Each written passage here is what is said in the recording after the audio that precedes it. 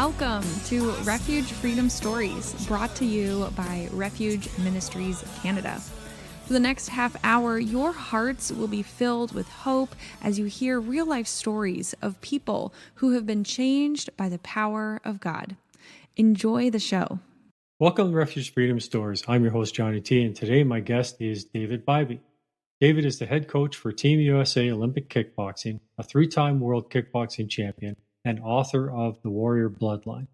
He holds a 6th-degree black belt in Joe Louis fighting system and a 1st-degree black belt in Brazilian Jiu-Jitsu under Vicente Jr. from Ricardo de la Riva.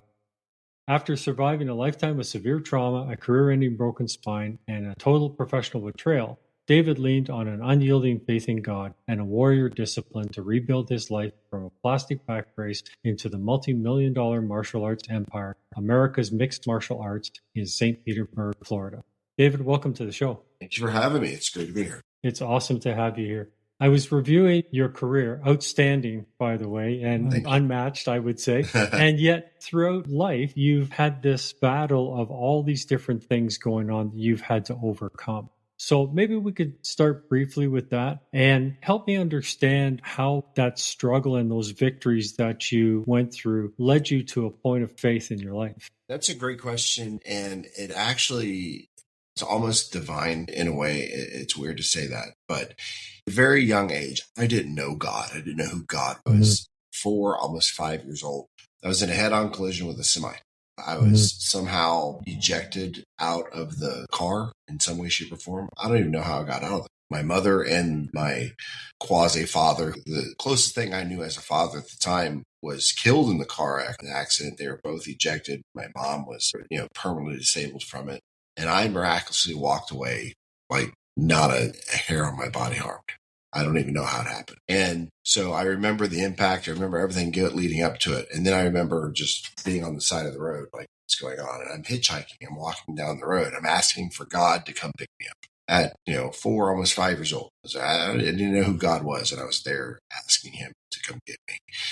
And so that was kind of the start of that. And then I just spent years with my mother's mother. She was my nanny, who hated me, told me every day that I was a worthless human being. She wished I died in a car accident. And just lots of mean, violent things. And, I just accepted it. That's just what life was. But I ended up turning to God. I just knew there was something greater with that.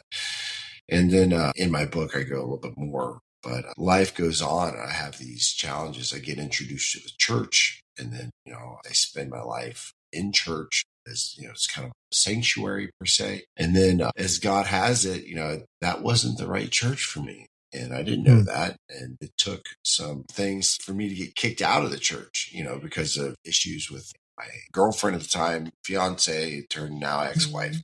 She did things that in turn get me kicked out of the church. And so it was horrible at the moment. But in looking back now, I'm glad it did, because it wasn't the right place for me to be, and now I found my home. I found a church I'm happy to be in. And I love serving. But yeah, it was a lot. There was a lot. And in that turmoil, to kind of go through, I'll get straight to the nitty gritty. I broke my spine, and I was in the middle of a nasty type of separation with my wife, the same wife that got me excommunicated. So I'm in the hospital. She leaves me in the hospital. I have nothing. And my doctor comes in and tells me, well, I can't do anything I'm ever supposed to do again. I just give up my fighting, give up everything. I can't do it anymore. And everything I built myself on, who I was about David Bybee, the champion, David Bybee, the fighter, David Bybee, was masking all internal components that I was hiding. And so I wasn't the person anymore. And then I got released from the hospital after about a month and a half. And I was homeless. I had nowhere to live. I had nowhere to go. And a family took me in, and so I'm living on this couch in this back brace because I couldn't even walk. And I'm sitting on this couch. And this was a turning point in my life. I was at the lowest low you can imagine. My wife left me. I couldn't see my son, who was 4 at the time. I couldn't walk. I couldn't do anything. Everything I was shattered. My whole life just crumbled around me. And I hate to say it, I gave up. I put my plastic back brace on, and I stumbled my way to the kitchen where I was staying. And then I took every single pain pill that they gave me. Took the whole bottle. And I went back to my couch. I laid down. I said a prayer. I said, God, I'm sorry. And then I was out for 12, 14 hours. And then I woke up. And when I woke up, it was like a fog. It was just like coming through it. And then at that moment in time, I realized, oh my God, what did I do? What did I do? How could I have done such a thing? How could I have tried to leave my son? And then I realized God saved me. He saved me, and I have a point and a purpose here. There's a reason why I'm still here. There's a lot more in between that, but that's just kind of the long, short way to get around to it. But, Yeah, I so think, yeah, absolutely. And we're very thankful for that. And I'm sure all of your students that you mentor are as well. And what's not unusual when you read through the Bible, you see so many people in the Bible that have those severe, deep valleys. You think of Ezekiel and some of the prophets of old, and King David, who has a whole kingdom and everything, and he's hiding in a cave, weeping and crying out to God, saying, God, just take my life. I just can't take this anymore. And I know that you've talked about having the will to win, the will for your why. Like, I know you've talked about that. Yes. And so would you say that in your spiritual journey with God, that was the will for your why? Like, you came to understand your why being your purpose to raise your son and stuff, and then that was backed up by the will to succeed to do that? Yes, absolutely. God gave me the strength to overcome. I'm a firm believer that God doesn't give you circumstances you can't handle. You are strong enough to handle whatever he puts in front of you. And if you weren't strong enough to handle it, he would put it, or he would make sure that you get help. And that's my belief. I believe everything happens for a reason. You meet people, you're either there for them or they're there for you to help each other. So as far as the will to the why, God is, without knowing it, been right behind me every time. I love that poem where they say it's like the footprints in the sand. Yes. Don't murder it. But you know what I'm talking about, right? Yeah. Where it's like, God, why aren't you with me? How come you're not beside me? And it's like, no, I'm carrying you this whole, and you see the ones that I remember that. To me, that sticks and resonates with me because there's been so many times where I felt alone, but then I look back, I was like, wow, it's like, if it wasn't for God, if it wasn't for that external power, there's no way I could have made it through that. Even as back as 5 years old, I'm not going to say something miraculous happened, but something did. Something miraculous did happen to me. Like a terrible carnage of a car accident that, ripped off half of Chuck and permanently disabled my mom. And how do I have not a scratch? I'm just somehow I'm in the car, I'm in the middle seat, and then I'm out of the car and I'm walking. How does that happen? Believe what you may, but to me, that's God there, protecting you. And that's what I believe. Yeah, 100%. And that must have left you with a sense of purpose for your life. At that age, I didn't, right? At that age, it didn't. But yes, and looking back, definitely. But I didn't know what was going on at that age. I know you talk a lot about differences in styles of fighting and so on versus systems of fighting. I know you're part of the Joe Louis system. And if I understand it correctly, you're a big believer in a system versus a style, because a system is something you can depend on, where a style can be any kind of flavor, if you want to call it that, of a martial art. So how do you see that as part of your faith? How does your faith system come into play to help you continually succeed? That's a deep question. The faith system to help me succeed. Well, let's ask the question, like, what is faith, right? Faith is believing in something even if you can't see it. Hebrews 11:1. Yeah. Yeah. So understanding that, but at the same time, I have seen it. So that right there, having the faith, but seeing the fruits of the faith or something to really bring it to me. It's a hard question for me to ask because I've seen it. I've seen it happen in real life in front of me, and it's hard to explain. That's kind of really just helped driven me, is the fact that it's just hit me in the face so many times. How can I deny it? I can't deny it, so that's kind of been the fruit of the why of like, I've actually seen this. I've seen this play out in my life.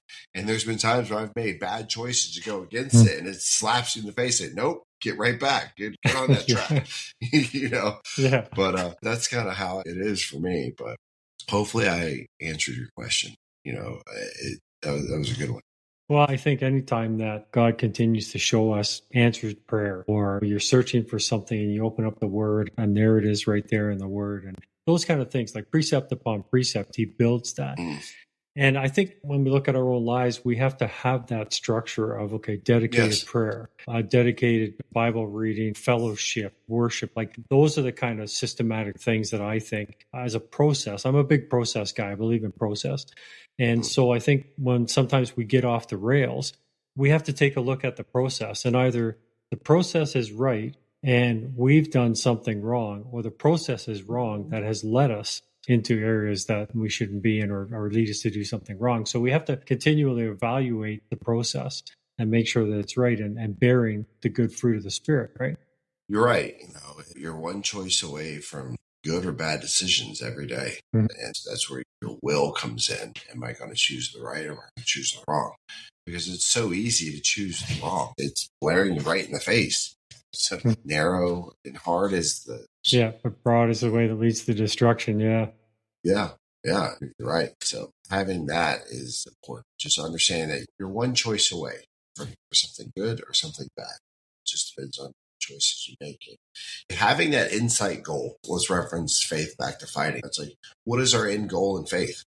To see God, to be with Jesus, to go to the next realm with him, and what is the goal here on earth? The goal here on earth is to help bring others to him, and to also live in a righteous manner, befitting that other people can see, live as an example. So using those as your precepts of life, that is kind of like that mechanical mechanism that, okay, this is where it kind of follow that path. Mm-hmm. So, as a believer, as a Christian, when you're fighting, it might be hard for people to understand how, as a Christian, you could actually step into the ring and try to beat the snot out of somebody, right? As they're trying to beat the snot out of you. So, how did you manage that as a fighter? How did you manage your faith and fighting at the same time? To me, it's a sport. I'm not physically trying to kill you. I'm trying to Yeah. win, Yeah. and if I hurt you, that's where the respect, like, yeah, I'm so sorry. I'm not trying to hurt you, but I am. It's like there's no ill will or ill intent behind it. It's just, okay, who's better? It's a competition of who's better. That's all it is. So that's a separation that I made easily. And for me, that fighting was the only way I found self-worth in the beginning. And that's what kind of led to my false identity that I had until my life crumbled, and was able to really connect and find God and find a real purpose to be here. But yeah, so it was easy for me because I'm not trying to physically do harm to you in a mean way. Yeah, and we know that God is the God of resurrection, so Yes. it's no surprise that he can take somebody that's been broken either physically, spiritually, or emotionally and raise them up again for that purpose, and so on. So in terms of, pardon the pun, let's step back into the ring for a second. What was the hardest fight you had in the ring? And then secondly, what's been the hardest fight of your faith so far? Two really good questions. Hardest fight I've ever had in the ring was right before my whole life kind of collapsed. Mentally broke. So I'm in Belgrade, Yugoslavia, and just after 9/11, it's 2001. So I'm over there, and I'm a part of a 3-man team fighting the World Championships. And there's 65 some odd countries there, 1,500, 2,000 fighters, and we're all there and fighting every day. And it's full contact knockout, right? You have to fight 3 rounds with every single person. You win by KO or by decision. Winner moves on. If you lose, you're out. And it's simple. So I flew over there, and pardon, I have to kind of give you a little bit of the backstory of why it was so hard. As I flew over there, my fiance, now ex-wife at the time, her and I were at a weird moment. I felt something was off, and I had to fly away. So I fly away, and every day I'm over there, I'm trying to call her on the phone. Couldn't get in touch with her. I fought Norway day 1. I won. I was like, all right, I'm trying to call her. I was like, hey, not answering. Then I fought Azerbaijan day 2. I'm like, hey, I'm trying to call her. Can't get in touch with her. So days are going on. Then it came to like the 4th day, and I'm there, and I'm fighting, getting ready to fight a guy I already beat. His name is Johan Lemaire. Big, tall, 6'6" dude. He's huge, And so I'm about to fight him again. And so I call, but this time I call from not my cell phone. I call from the phone in the room, and she answers. I was like, oh my God. I'm like, I'm so happy you answered the phone. I miss you. I love you. Yada, yada, yada. She goes, oh. And I hear some dude's voice in the back. He's like, who is that? She's like, oh, wrong number. She hangs up on me. Now, I'm all the way overseas. Mm. Now, how does this correlate with the fight? I am up all night long. I'm tossing. I'm destroying. I'm so angry. I'm like, can't do anything. So I fell asleep probably about an hour and a half before I had to leave. I was up all night. And then I woke up late in a tansy. I was like, oh my God, I got to get to the bus because they have the team bus shuttling you out to the arena. I run downstairs. Everybody's gone. I run out. I'm the last person on the bus. Oh, thank God I made it. Okay. I'm like, you know what? It's historically, I've been one of the last fights of the day. I'm like, I'll have time to eat. I'll sleep. I'm like, I'm going to be good. I'm like, all right. So I'm like trying to just recover and relax. I get to the arena and then I find out I'm the 5th fight of the day. I'm like, oh man. I'm like, I really, it was like, oh. So I'm scrambling. I'm trying to get everything together. I'm trying to warm up. I'm not eating. I haven't slept, whatever. And I get in the ring and, all this stuff is just loaded up on my mind. And I lost in my mind before I went out there. Mm. And luckily I got cut over my left eye. We headbutted somehow and he split my eye open. I was big gaping. I ended up having like 9-10 stitches in my eye. And I had super glue on my chin. That was round 1. They stop it. They're checking me out. They let me keep going. They ended up stopping it like halfway through the second round. But I had already mentally checked out. Thank God it was just the cut. Like, oh, can't continue. So I ended up losing that fight. First fight I ever lost. So that was the hardest fight of my life because of all the circumstances coming around. And that crushed my identity.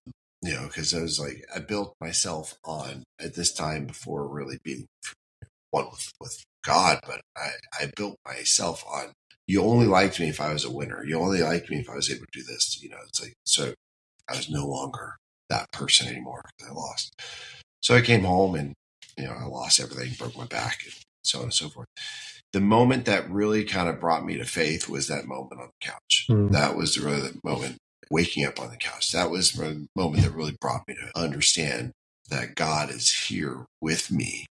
There's been other times where, the Lord has shown me that there is life beyond here. There's lots of other things that have kind of happened to me in life that slapped me in the face many times. But, say, hey, there's something more here. But yeah, that would be the time that really kind of brought me to my knees to God was that morning thereafter. The couch incident from earlier discussion. That was a real part of my faith. Mm-hmm. Yeah, absolutely. And I think, something really important about that is, as you said, without God, we tend to, or even if we have a casual relationship with God, we try to build a persona that the world is going to recognize or something. And God will do what it takes, as you said before, to just strip that away from us so we can finally, in our own humility, come to Him and recognize that He loves us no matter what. He loves us no matter whether we've done good or bad or sinned enormously or sinned smallly or whatever. He just loves us, right? And you're right. And I've been asked this question before. You didn't ask it, but I've been asked this question. Is like, if I could go back, would I change and avert all the bad things that have happened that I've gone through? And my answer is no. I wouldn't. It was tragic. Are there things in my life I would change? Of course. But like these horrible things that have happened throughout my life have put me where I am now. They've built the man that's sitting here. And they've brought me closer to God. And they've shown me. And if it wasn't for those things, I might not have had the relationship that I have. And now, like, I wish I could say, like, I know every verse of the Bible and I know this, that, and the other. I don't. I'm sorry, I don't.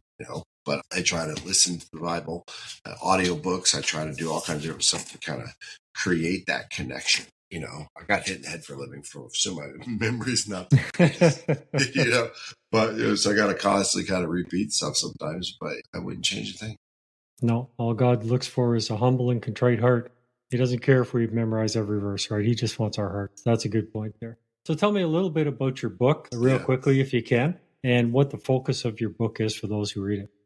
So the book is called The Warrior Bloodline. I actually just got it back from the editor today. The editor loved it, which was good.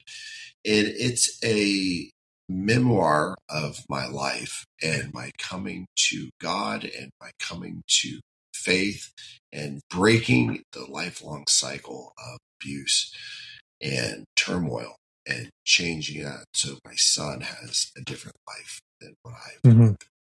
So that's kind of how it goes. It's start to finish. But it kind of also goes how my son kind of follows in my footsteps, which is amazing. He's a world champion too. He's a professional kickboxer. He's even got a fight coming up here August 1st, Nashville, Tennessee.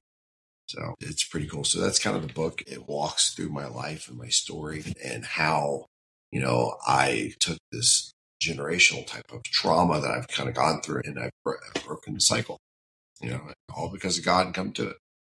Yeah, that's really important that people who have been through hardships in life can understand that they can be the one that breaks that cycle. So good Yes. on you for recognizing that, because that's Thanks. going to establish those further generations along a godly line and a path of faith and so on. So good on you for that. Thank you. Appreciate that. Okay, so if people want to find out more about your book or about American Mixed Martial Arts and so on, different fights, your son's fights, where could they go? So American MMA is our gym, American Mixed Martial Arts website, PinellasMMA.com. You can also look me up on Instagram. I'm World Champ X3, and same on Facebook, David Bybee, World Champ X3. Find me there. When my book comes out, I just got the editor revisions today, so I'll be on the publishing aspect next. So when that comes out, you'll be able to find that. I'll keep everything updated on that. You'll be able to follow my son through that as well. Appreciate it. Awesome. Okay, one final question for you. Yes. What's the one thing you would tell people about God? The one thing, whether you think he's there or not, he's always there. Be comfortable in the silence. That's where you'll hear him. That's where you'll feel him. And, even though things might seem to the lowest of the lows, there's always a reason behind everything. And if a door shuts, another one's going to open. And if a door is shut, there's a reason behind it. You're being guided somewhere else better than imagine. So if you think he's not there, trust in his process because it's perfect. Trust in him. Amen. Amen. I agree 100%. Well, thank you so much for being a guest on the podcast. It's been an absolute blast and an honor talking to you, sir. And God bless you and all you do for him. Thank you.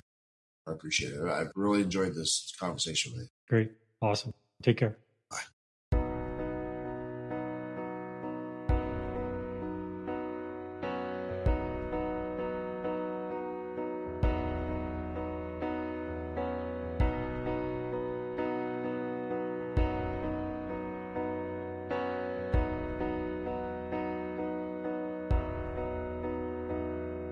Seems like all I could see was the struggle.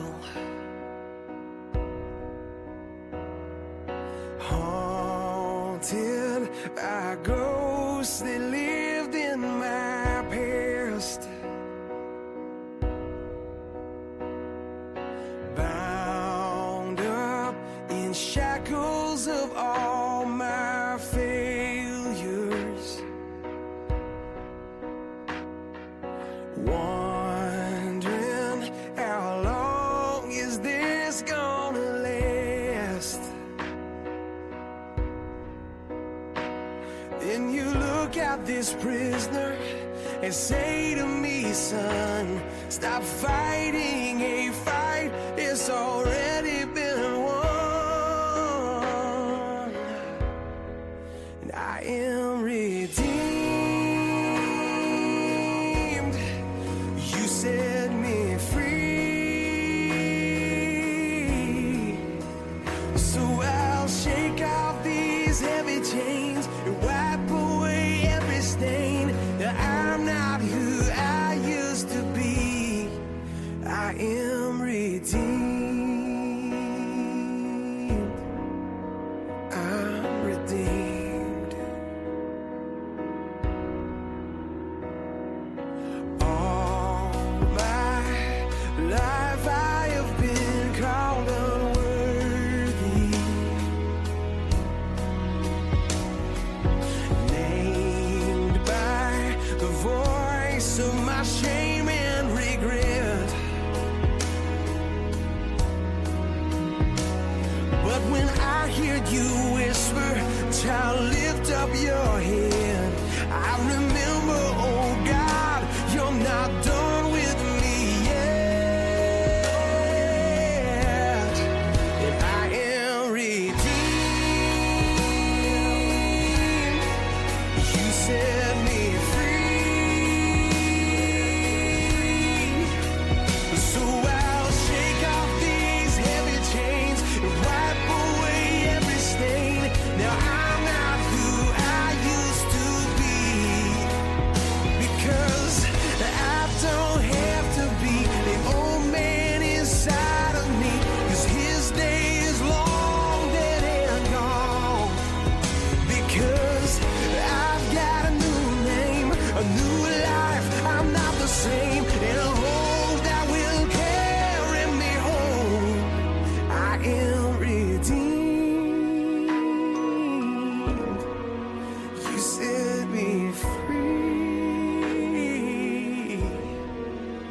So I'll shake off these heavy chains and wipe away every stain.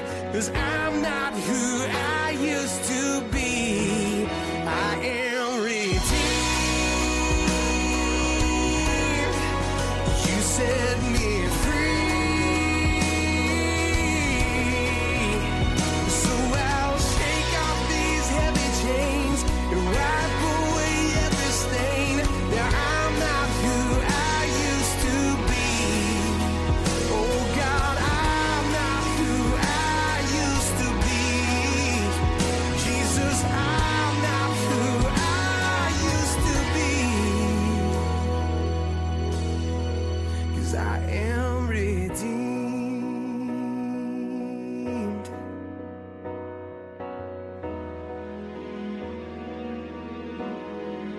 Thank God, redeemed. I hope that you have enjoyed the last half hour. Thank you again to Refuge Ministries Canada for hosting the show. So until next time, may God richly bless you with peace, love, and happiness. We at Refuge Ministries are so blessed by the success of Refuge Freedom Stories and podcasts. In addition, we focus on youth prison ministry, release kits, and many other diverse outreaches to the needs of our community. As a nonprofit, there are many costs involved, however, and we are asking for your support. Financial gifts can be made via our website at www.refugeministriescanada.com or by calling 519-701-0108. Your giving makes this work possible, and we thank you in advance for your support. That's 519-701-0108. God bless you.